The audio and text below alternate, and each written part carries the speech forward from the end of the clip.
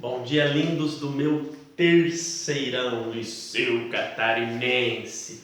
Professor Douglas com mais uma aula de Sociologia para vocês. Se liga aí, pegue seu caderno, sua caneta. Não, hoje não precisa não, pessoal. Hoje a gente vai debater um pouco, mesmo que por vídeo, a gente vai debater um pouco. Vai ficar legal nossas aulas de Sociologia, tá, pessoal? Porque daqui para frente vai ser live. E aí dá para vocês interagirem, dá para vocês debaterem, expor a opinião de vocês, e eu acredito que vai melhorar muito a qualidade da nossa aula. A gente vai falar hoje, para quem quiser acompanhar aí, está na página 6 e 7 da apostila de vocês, do caderno 2, e vamos falar um pouquinho sobre institucionalização da força. Que palavra difícil, professor! Institucionalização. Quase que não dá para falar em um fôlego só, né, gente? Da força. Separei alguns tópicos para vocês. Hoje a gente vai trabalhar um pouquinho com os tópicos e com o texto. E eu vou explicando para vocês. E depois, se tiverem dúvidas, abram um fórum ali e vamos discutir um pouquinho sobre esse assunto. Vamos começar com o nosso primeiro tópico. Violência em qualquer tempo e lugar. Isso está no primeiro parágrafo do texto de vocês ali, tá? Esses dois primeiros tópicos que vai falar da violência em qualquer tempo e lugar. Nós já constatamos na nossa aula passada que a violência existe desde a pré-história e que até os dias atuais. Então, desde a pré-história já existia violência. Nós vimos ali com alguns estudos arqueológicos, alguns crânios que foram encontrados de nossos ancestrais em comum, que já tinham sinais de violência. Eu citei o exemplo para vocês ali do Homo de Neandertal e do Homo sapiens, que cruzaram épocas e um exterminou o outro, o Homo sapiens exterminou o Homo de Neandertal. Então isso já é uma coisa desde os primórdios lá, né, da Terra, desde os primórdios, desde quando o homem já tinha uma consciência, ou nossos ancestrais em comum já tinham uma consciência. Na verdade, ela já existe até com os animais, isso a gente vai ver um pouquinho na nossa aula de hoje. Propriedade privada, acúmulo de riquezas e legitimação do poder. Por que o senhor colocou esse tópico, professor? Pelo seguinte: porque foi a partir do momento em que o homem tem a ideia de propriedade privada, isso é meu, tá? Essa parte de terra é meu, esse objeto é meu, que ele perde a questão da coletividade, né?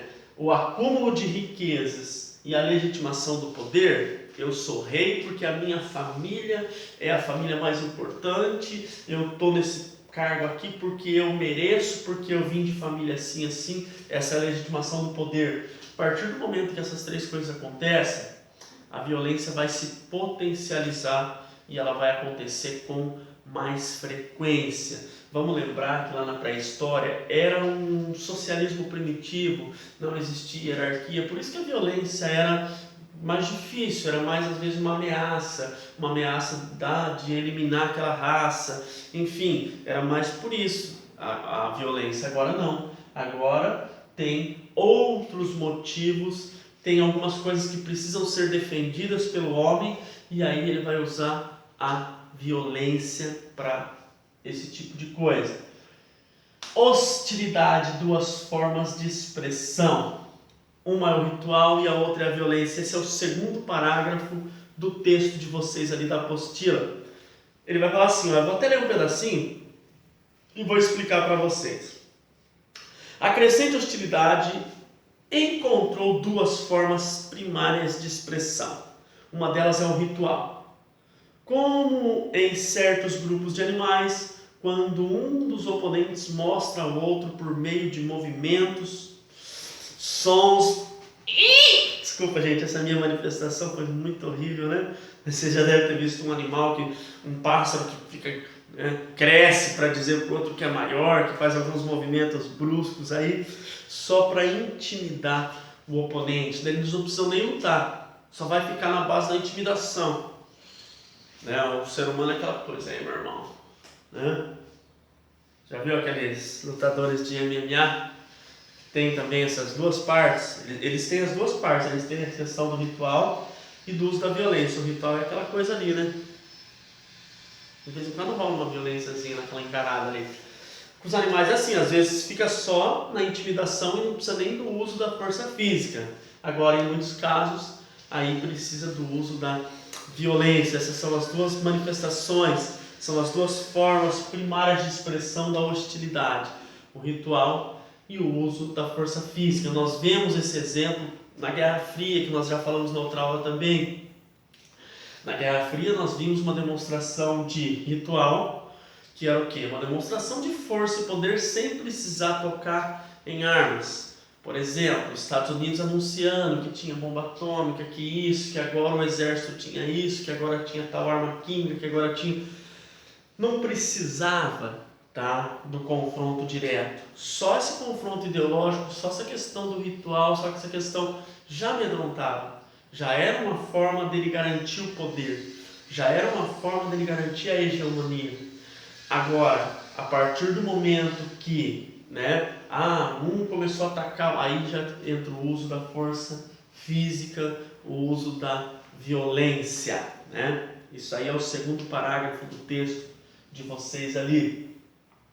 Ali vai falar dos estados modernos, mas antes de falar dos estados modernos, o surgimento dos estados modernos, que daí sim vai ampliar essa questão da violência, vai falar também ali do Império Romano, né? Vai falar do uso da força física para manter suas fronteiras. Vamos lembrar que lá no Império Romano existia uma invasão dos bárbaros, termo esse atribuído por eles, né, gente? Bárbaro era todo aquele que não pertencia ao Império Romano, que não era um cidadão romano, então eles atribuem esse nome errôneo, né, gente? Bárbaro, que era selvagem, sem cultura, na verdade não era um povo sem culturas. Isso nós já sabemos, porque vocês já estudaram, os germânicos e tudo mais. Mas, para eles era, então eles tinham que utilizar da força física para defender os seus territórios. Então aí vem os exércitos, né? Enfim, esses exércitos utilizando armas, utilizando muitas das vezes da brutalidade, da força física, da intimidação para manter os seus limites, para manter o limite do Império Romano ou até mesmo para conquistar novos territórios. Era utilizado a força física e o uso da violência agora, até para conquistar. Então, normalmente quando tinha um território mais fragilizado do que o outro, ou mais fraco do que o outro, por isso que nessa época e até a Segunda Guerra Mundial era a lei do mais forte. O país, ou o estado, ou a nação, ou o reino, porque nós falamos de vários aqui, que estivesse mais forte, ele se sentia no direito de conquistar o mais fraco.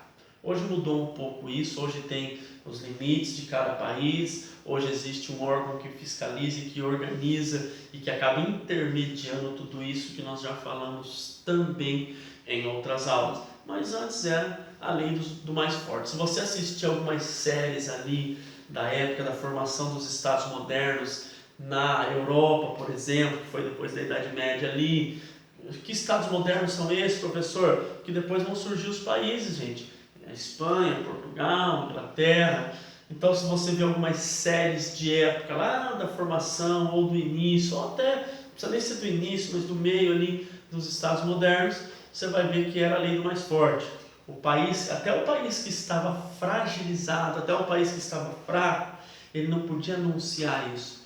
Ele tinha que demonstrar para as outras nações que ainda ele estava forte, que ainda ele tinha uma resistência, porque senão automaticamente essas nações elas invadiriam esses países e tomariam tudo. Então era a lei do mais forte, e para ser a lei do mais forte era utilizado a violência. Muitas das vezes não precisava ser só força física. No início sim, no início era a força física que prevalecia, principalmente na pré-história, pois na Idade Antiga um pouco também. Só que daí começam a surgir as armas, e agora não é mais a força física que manda, é questão de arma sofisticada, é questão de armamento. Então, a força física foi ficando de lado. Hoje mesmo, o que adianta ter um exército de homens valentões e fortes? Hoje um menininho de 12 anos vai e mata um fisiculturista, e mata um atleta com um revólver. Então, hoje o que mostra essa questão de poderio são armas sofisticadas. Por isso que hoje muitos países, mesmo tendo esse intermédio, mesmo tendo tudo isso, vários países, principalmente as potências mundiais, elas investem muito em armamento bélico. Elas investem muito na tecnologia, tá? E na invenção de armas cada vez mais poderosas. E elas fazem questão ou de anunciar para o mundo ou de fazer alguns testes, tá? E dizer que aquilo é só uma demonstração, é só uma amostra do que realmente a arma é. Mas isso é uma questão do quê? Aí entra no ritual, é uma questão de demonstrar poder. É uma questão de mostrar que está forte e que ninguém pode invadir, ou que, se for preciso, ela vai utilizar a força física para qualquer situação. E é isso, gente. Eu acho que assim, ó, eu poderia até entrar no outro texto ali, que vai falar um pouquinho do Estado, do uso da violência para a questão da ordem social e tudo mais, mas isso eu vou deixar para uma próxima aula. Só vou deixar uma tarefinha para vocês hoje. Se liga na tarefa. Se liga na tarefa. Vocês vão fazer 2 comentários para mim. 2 comentários. Tarefa. Vocês vão fazer 2 comentários para mim. Um deles, vocês vão falar sobre a violência na pré-história. Do segundo deles, vocês vão fazer um comentário sobre a violência na idade contemporânea, nos dias atuais. Violência na pré-história, violência nos dias atuais. Certo, meus lindos? Eu creio que tudo isso vai passar com muita força, com muita fé e muita oração. Tá bom, pessoal? Aquele beijo no coração de cada um de vocês.